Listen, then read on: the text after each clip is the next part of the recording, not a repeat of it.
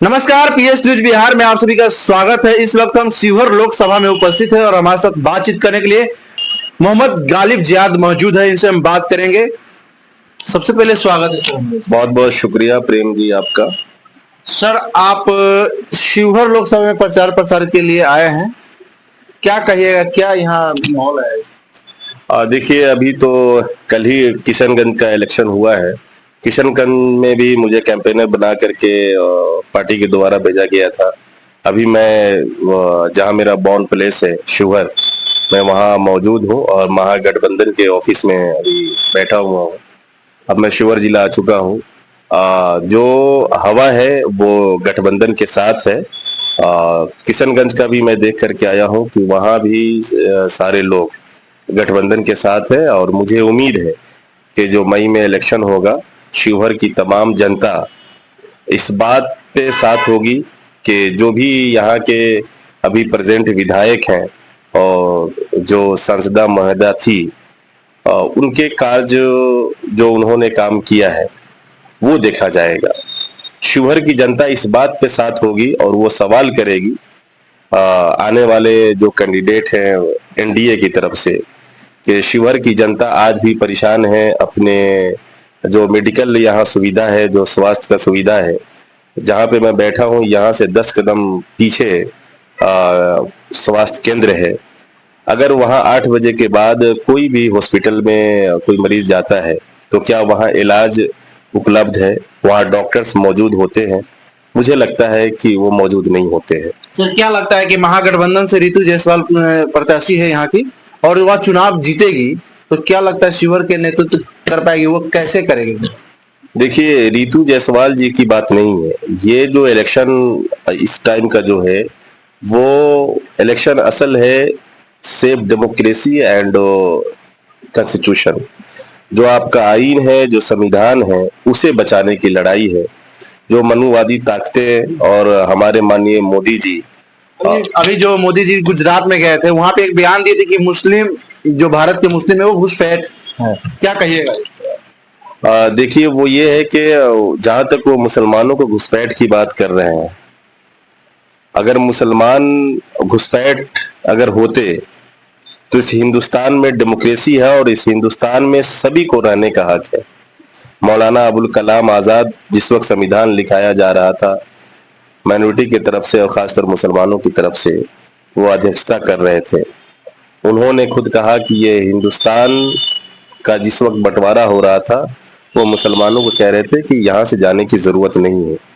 ये हिंदुस्तान दलित, पिछड़ा और गरीब, गुरबा, मजदूर और मुस्लिम और माइनॉरिटी सारे लोगों के एक एक खून के कतरे से ये बना हुआ हिंदुस्तान है। हिंदुस्तान के जितने भी फ्रीडम फाइटर हैं उसमें तो बीजेपी और आरएसएस का एक भी कार्यकर्ता या कोई भी लीडर नहीं है। वो तो वहां माफी मांगने के कतार में खड़े थे। तो जो इस हिंदुस्तान को बेहतर बनाने में जो ये हिंदुस्तान जो ताबीर किया गया, जो हिंदुस्तान का सपना आज भी हम लोग बहुत बेहतर तरीके से देखते हैं, इसी हिंदुस्तान के बेहतर सपने को जो अबुल कलाम आजाद ने, डॉक्टर भीमराव अंबेडकर ने और सावित्री बाई फूले और जितने भी फ्रीडम फाइटर हैं, जिसको यही हमसे पीछे लगभग यहाँ से 20 किलोमीटर पूर्वी चंपारण है, जहाँ पे करमचंद गांधी को महात्मा का लक़ब दिया गया। ये सारे लोग मिलकर के हिंदुस्तान को एक खूबसूरत हिंदुस्तान बनाया है। इस खूबसूरत से वर्ड को वो हटाना चाहते हैं। हमारी जो कॉन्स्टिट्यूशन है उसको वो चेंज करना चाहते हैं। नहीं तो देखिए, जीतने के लिए 272 चाहिए आपको सरकार बनाने के लिए। वो नारा दे रहे हैं 400 पार, जबकि ये 2 चरण का जो इलेक्शन हुआ और जो उसका जो ग्राफ घटा है, उसके बाद उनका नारा खत्म हो चुका है। 400 पार का नारा वो भूल गए हैं। लेकिन ये भी एक 400 पार का जो नारा दे रहे हैं, ये भी एक सवाल है यहाँ के डेमोक्रेसी और यहाँ की जनता पर, कि वो जनता पे विश्वास नहीं करते। ये जनता चाहेगी तो हो सकता है कि उनको 400 पार से ज्यादा वोट दे, सर, अभी अभी जो चुनाव चल रहा है, किस मुद्दे को लेकर जनता वोट कर रही है? राम की मंदिर को लेकर के, कि विकास रोजगार को लेकर के? अभी नरेंद्र मोदी बिहार आए थे तो उन्होंने बताया कि हरिभाव की वोट देना चाहिए, जाना चाहिए, थाली बजाना चाहिए, लाइन में कतार में लग करके वोट देना चाहिए। ये बिल्कुल बहुत बेहतर सवाल है आपका। बल्कि अब उनसे ये सवाल होनी चाहिए कि हिंदू मुसलमान का जो जहर और अफीम जो आपने लोगों के बीच में डाला है, उनसे हटकर जो हिंदुस्तान के छात्र हैं, जो किसान हैं, जो बॉर्डर पे लड़ाई कर रहे थे, जहां पे 800 किसान मर गए, उनका जो प्रॉब्लम्स है वो हल कब करेंगे आप? आपने कहा था ना कि 15 लाख नौकरी देंगे। वो जुमलेबाजी, वो गोलेबाजी सारे हिंदुस्तान के सामने है। आपने कहा था कि हम छात्रों को नौकरी देंगे। छात्र आपसे सवाल कर रहा है कि वो नौकरी कहाँ है? सारे छात्र पीएचडी करके, मैं जवाहरलाल नेहरू यूनिवर्सिटी का हूँ, बहुत सारे लोग पीएचडी करके, मास्टर करके वो भटक रहे हैं। वो कह रहे हैं कि मैंने नौकरी दिया।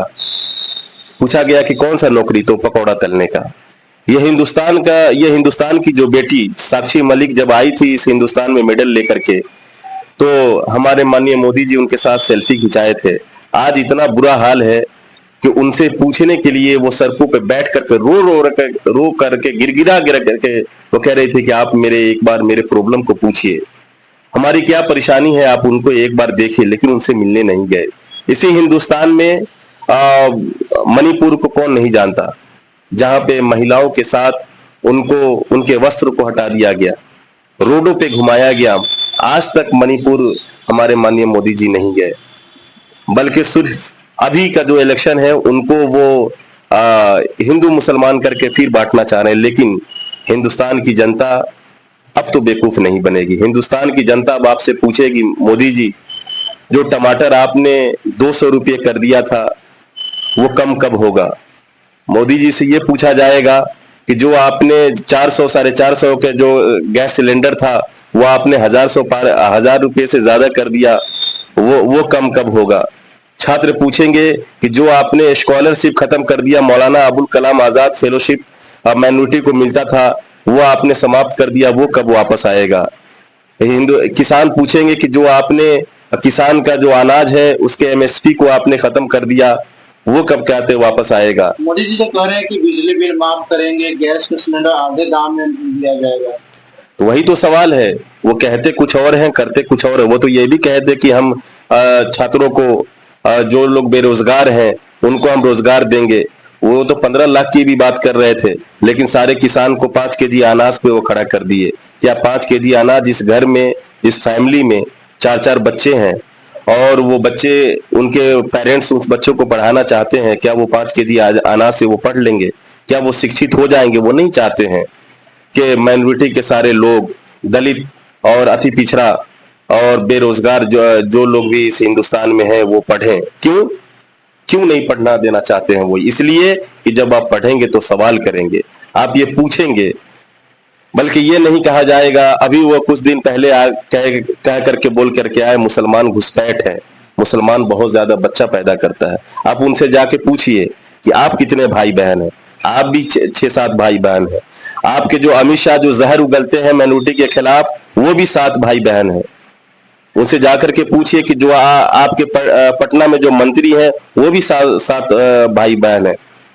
और जिस संविधान को भीमराव अंबेडकर ने बनाया वो 13 भाई बहन है और सबसे अंतिम संतान वो भीमराव अंबेडकर साहब हैं। तो ये कौन सी बातें, अनर्गल बातें कर रहे हैं?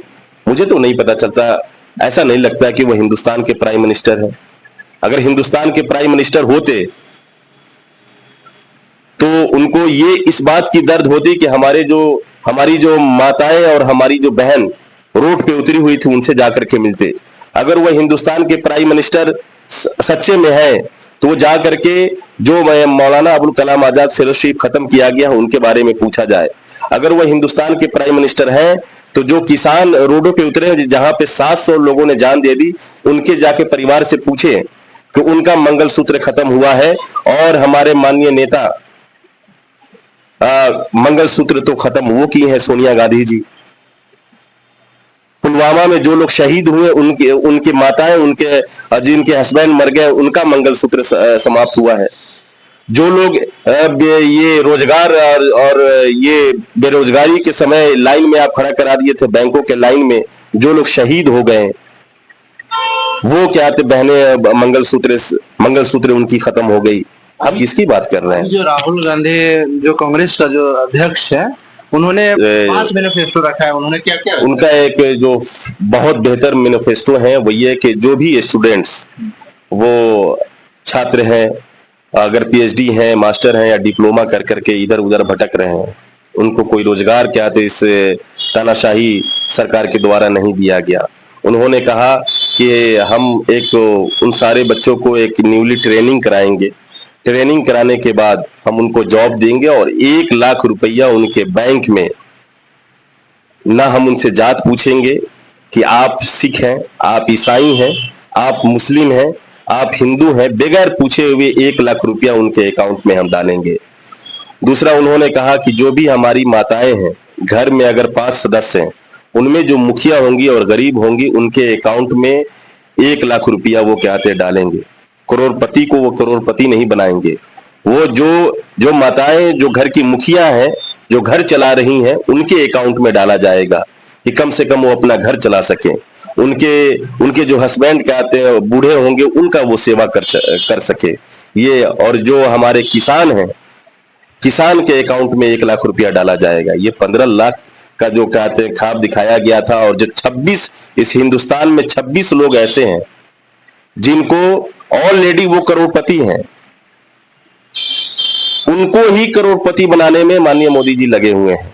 मोदी जी तो कह रहे हैं कि सबको एक करेंगे, आरक्षण खत्म, जैसे मोदी जी तो अभी स्पीच दिए हैं कि जो भी एसटी और ओबीसी के लोग हैं, हम उनके आरक्षण को समाप्त करेंगे। और आरक्षण दिन ब दिन जब आप जाकर के देखिए, आप सारे कॉलेजेस में, सारे विभाग में, रेलवे में, मेट्रोज में, सारे विभाग में जाकर के देखिए कि कितने ओबीसी, एससी, एसटी और दलित और आदिवासी कितने परसेंटेज लोग वहां पे मौजूद हैं।